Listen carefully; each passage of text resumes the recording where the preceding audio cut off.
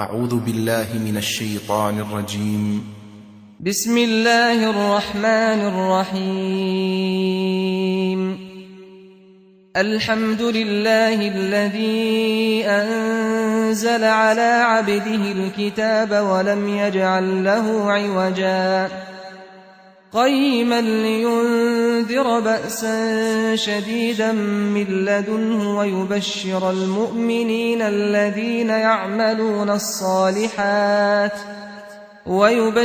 المؤمنين الذين يعملون الصالحات أن لهم أجرا حسنا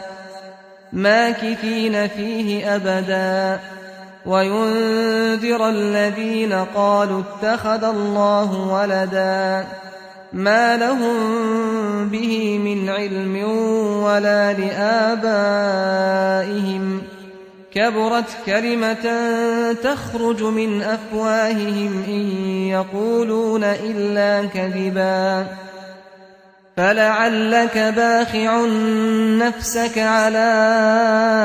آثارهم إن لم يؤمنوا بهذا الحديث أسفا إنا جعلنا ما على الأرض زينة لها لنبلوهم أيهم أحسن عملا وإنا لجاعلون ما عليها صعيدا جرزا أم حسبت أن أصحاب الكهف والرقيم كانوا من آياتنا عجبا إذ أوى الفتية إلى الكهف فقالوا ربنا آتنا من لدنك رحمة وهيئ لنا من أمرنا رشدا فضربنا على آذانهم في الكهف سنين عددا ثم بعثناهم لنعلم أي الحزبين أحصى لما لبثوا أمدا نحن نقص عليك نبأهم بالحق إنهم فتية آمنوا بربهم وزدناهم هدى وربطنا على قلوبهم إذ قاموا فقالوا ربنا رب السماوات والأرض لن ندعو من دونه إلها لقد قلنا إذا شططا هؤلاء قومنا اتخذوا من دونه آلهة لولا يأتون عليهم بسلطان بين فمن أظلم ممن افترى على الله كذبا وإذ اعتزلتموهم وما يعبدون إلا الله فأووا إلى الكهف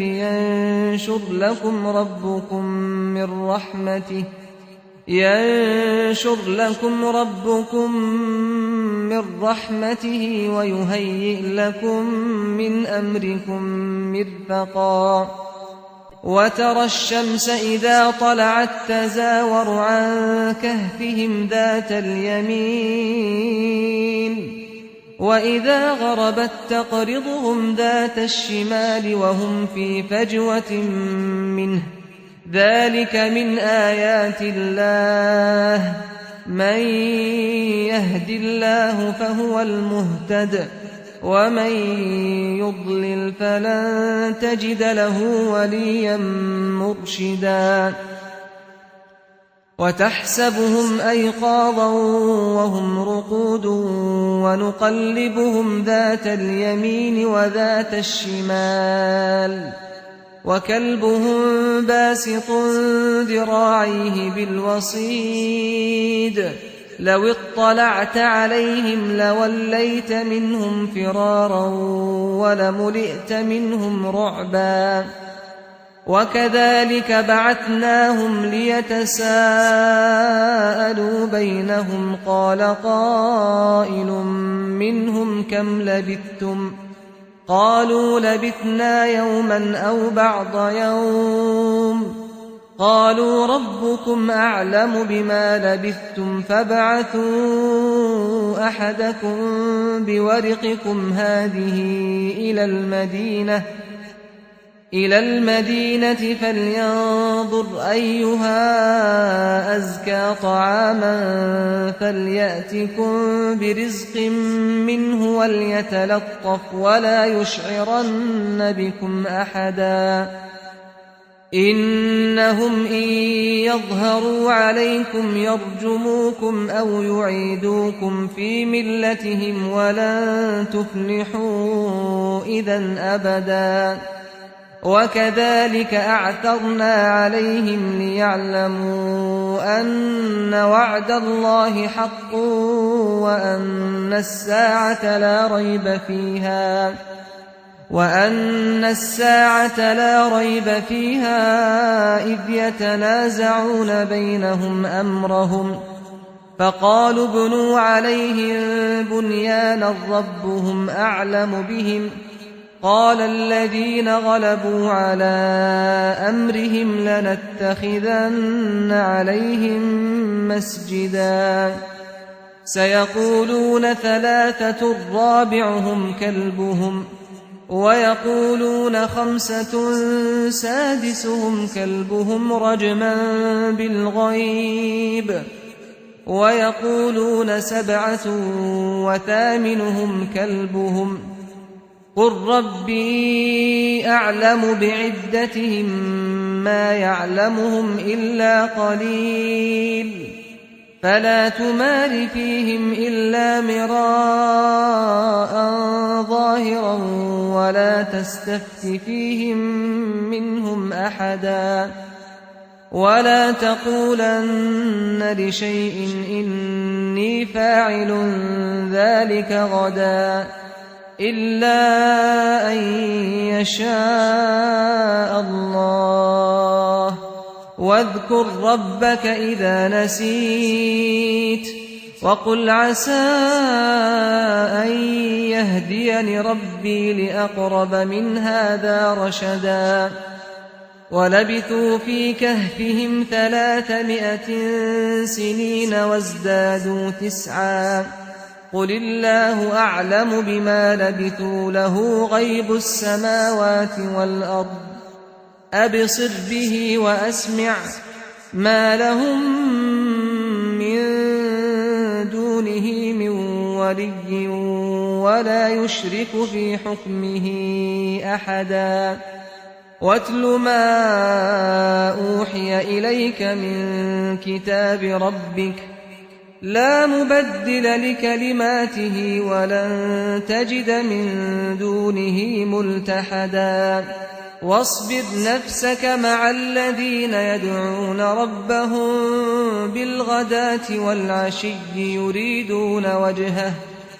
يريدون وجهه ولا تعد عيناك عنهم تريد زينة الحياة الدنيا ولا تطع من أغفلنا قلبه عن ذكرنا واتبع هواه وكان أمره فرطا وقل الحق من ربكم فمن شاء فليؤمن ومن شاء فليكفر إنا أعتدنا للظالمين نارا أحاط بهم سرادقها وإن يستغيثوا يغاثوا بماء كالمهل يشوي الوجوه بئس الشراب وساءت مرتفقا إن الذين آمنوا وعملوا الصالحات إنا لا نضيع أجر من أحسن عملا أولئك لهم جنات عدن تجري من تحتهم الأنهار يحلون فيها من أساور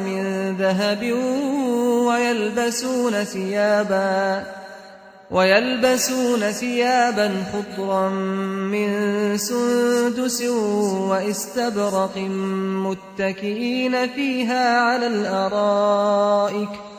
نعم الثواب وحسنت مرتفقا واضرب لهم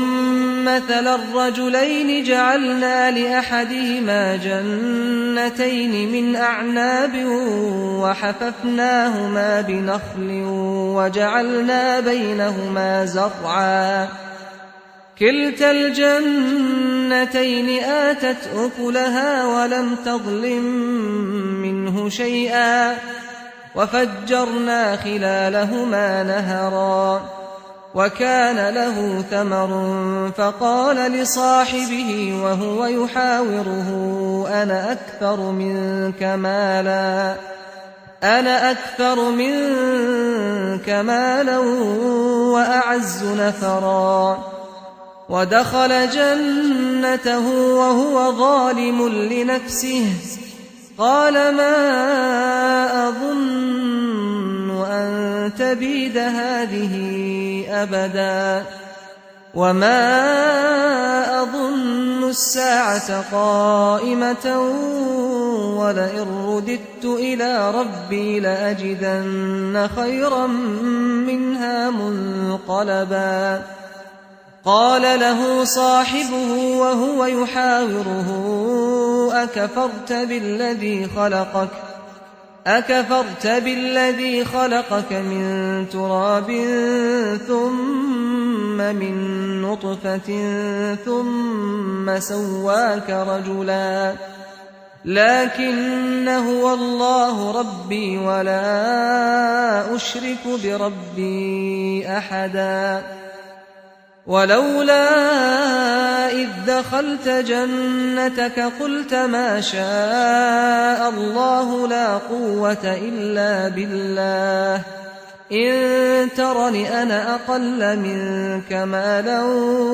وولدا فعسى ربي أن يؤتيني خيرا من جنتك ويرسل عليها حسبانا من السماء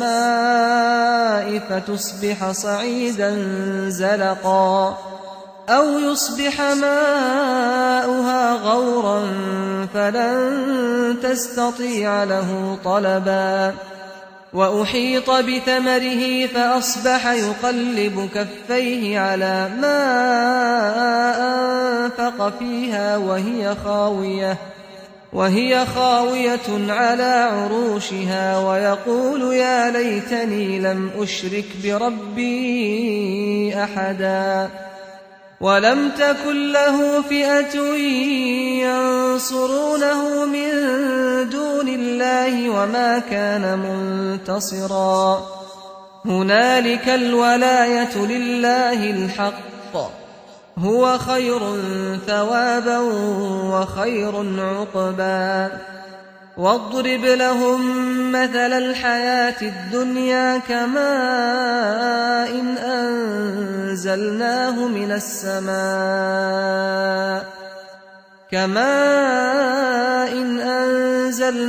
من السماء فاختلط به نبات الأرض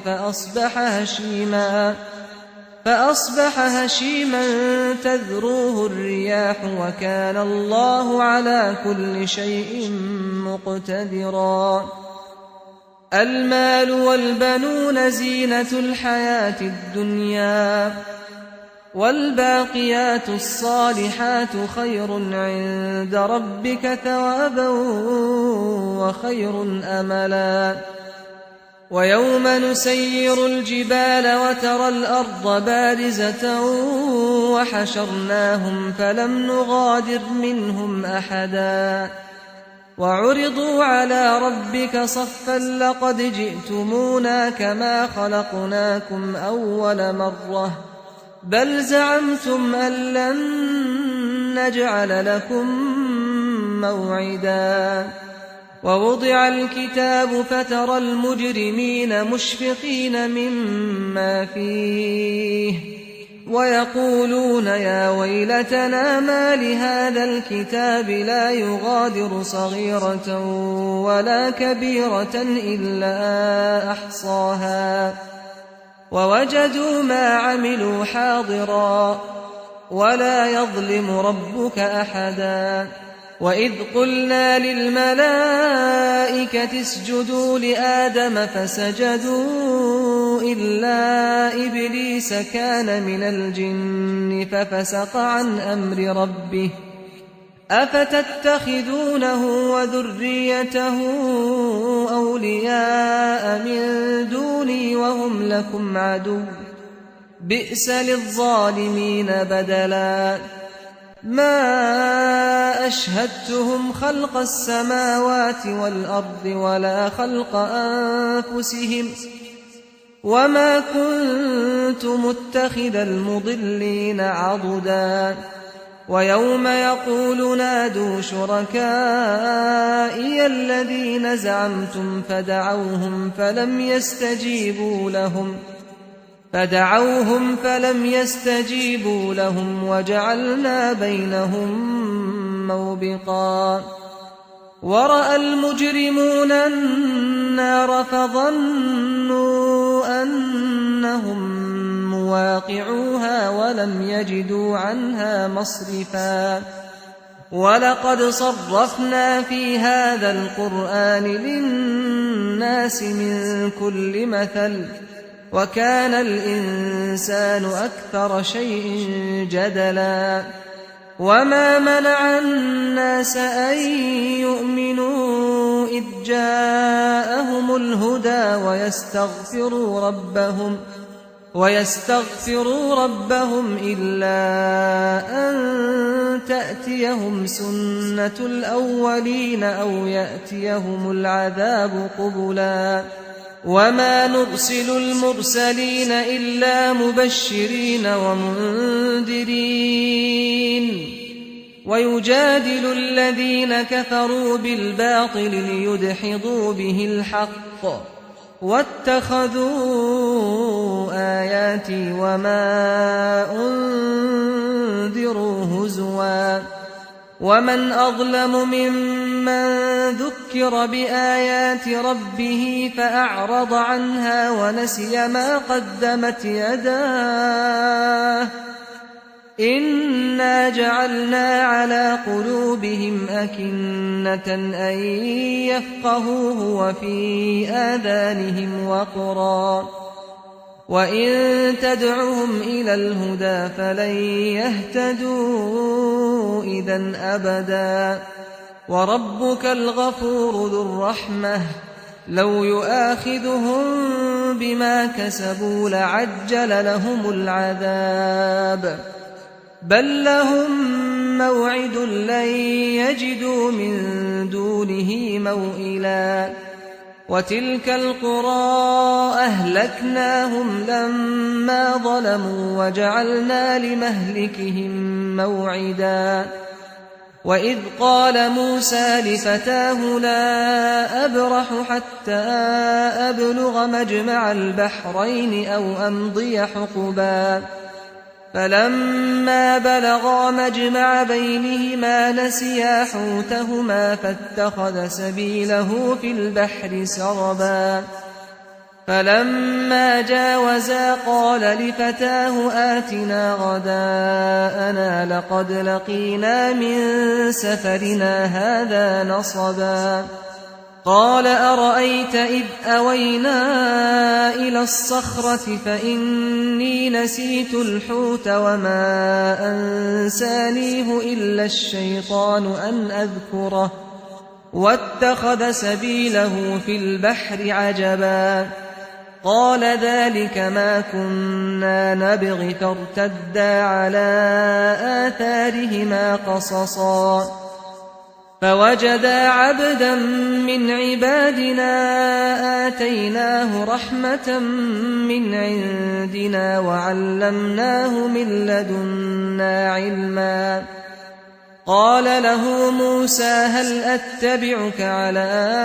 أن تعلمني مما علمت رشدا قال إنك لن تستطيع معي صبرا وكيف تصبر على ما لم تحط به خبرا قال ستجدني إن شاء الله صابرا ولا أعصي لك أمرا قال فإن اتبعتني فلا تسألني عن شيء حتى أحدث لك منه ذكرا فانطلقا حتى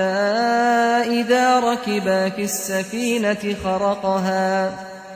قال أخرقتها لتغرق أهلها لقد جئت شيئا إمرا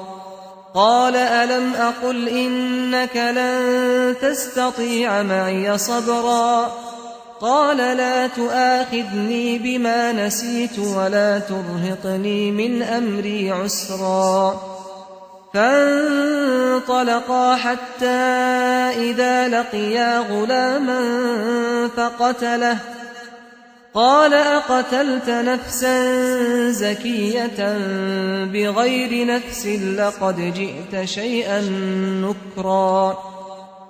قال ألم أقل لك إنك لن تستطيع معي صبرا قال إن سألتك عن شيء بعدها فلا تصاحبني قد بلغت من لدني عذرا فانطلقا حتى إذا أتيا أهل قرية استطعما أهلها فأبوا أن يضيفوهما فوجدا فيها جدارا يريد أن ينقض فأقامه قال لو شئت لاتخذت عليه أجرا قال هذا فراق بيني وبينك سأنبئك بتأويل ما لم تستطع عليه صبرا أما السفينة فكانت لمساكين يعملون في البحر فأردت أن أعيبها وكان وراءهم ملك يأخذ كل سفينة غصبا وأما الغلام فكان أبواه مؤمنين فخشينا أن يرهقهما طغيانا وكفرا فأردنا أن يبدلهما ربهما خيرا منه زكاة وأقرب رحما وأما الجدار فكان لغلامين يتيمين في المدينة وكان تحته كنز لهما وكان أبوهما صالحا فأراد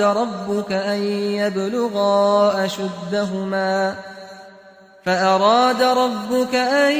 يبلغا أشدهما ويستخرجا كنزهما رحمة من ربك وما فعلته عن أمري ذلك تأويل ما لم تسطع عليه صبرا ويسألونك عن ذي القرنين قل سأتلو عليكم منه ذكرا إنا مكنا له في الأرض وآتيناه من كل شيء سببا فأتبع سببا حتى إذا بلغ مغرب الشمس وجدها تغرب في عين حمئة ووجد عندها قوما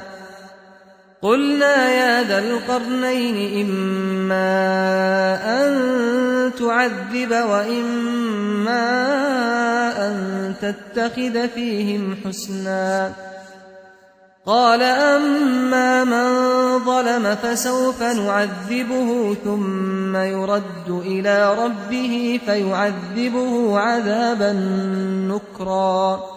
وأما من آمن وعمل صالحا فله جزاء الحسنى وسنقول له من أمرنا يسرا ثم أتبع سببا حتى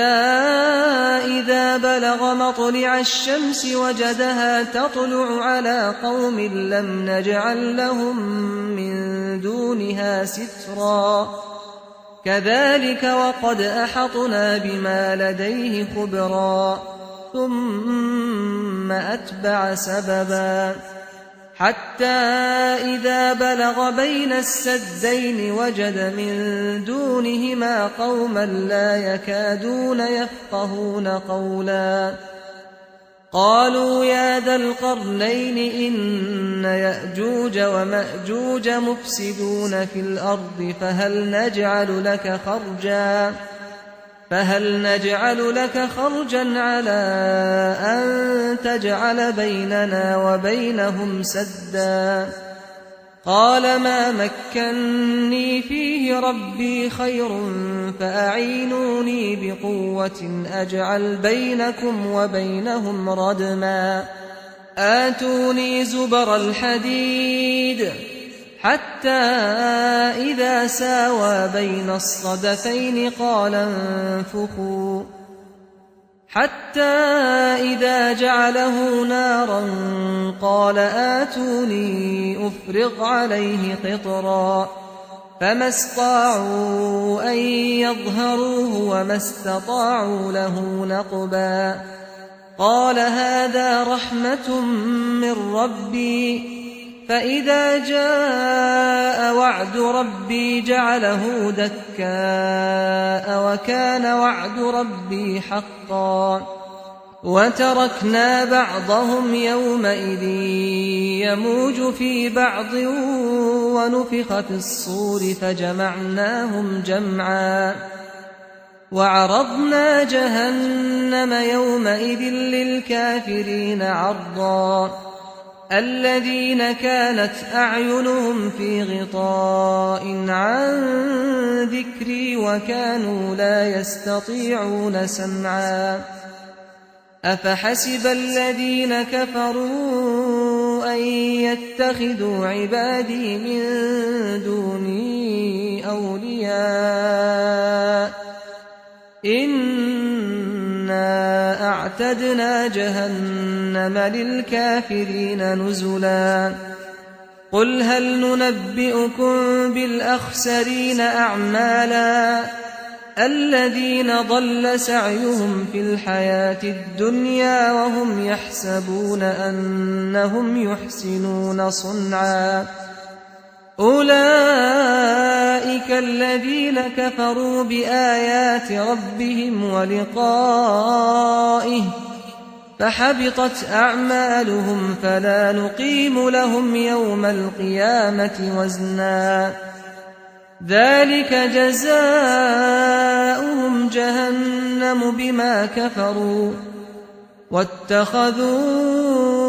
آياتي ورسلي هزوا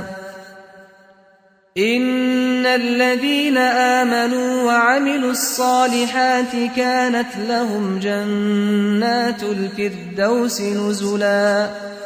خالدين فيها لا يبغون عنها حولا قل لو كان البحر مدادا لكلمات ربي لنفد البحر قبل أن تنفد كلمات ربي ولو جئنا بمثله مددا قل إنما أنا بشر مثلكم يوحى إلي أنما إلهكم إله واحد فمن كان يرجو لقاء ربه فليعمل عملا صالحا ولا يشرك بعبادة ربه أحدا.